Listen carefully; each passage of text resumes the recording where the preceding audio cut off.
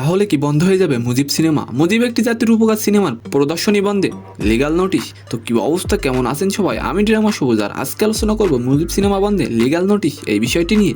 আজকের ভিডিওটি সম্পূর্ণ দেখুন, তাহলে বিস্তারিত অনেক কিছু জানতে পারবেন। দেশের মোট 161টি প্রেক্ষাগৃহে প্রদর্শিত হচ্ছে বঙ্গবন্ধু শেখ মুজিবুর রহমানের জীবনী অবলম্বনে নির্মিত সিনেমা মুজিব। আর মুক্তির এক সপ্তাহতেই ব্যাপক সাড়া ফেলেছে এই সিনেমাটি। আর এরই মধ্যে মুজিব সিনেমা প্রদর্শনী বন্ধে লিগ্যাল নোটিশ পাঠানো হয়েছে। বৃহস্পতিবার 19 অক্টোবর বিএনপির আইন সম্পাদক ব্যারিস্টার কায়সার কামাল এই নোটিশ পাঠান। তথ্য সচিব সহ সংশ্লিষ্টদের নোটিশ পাঠানো হয়েছে। কিন্তু কি কারণে এই নোটিশ পাঠানো হলো?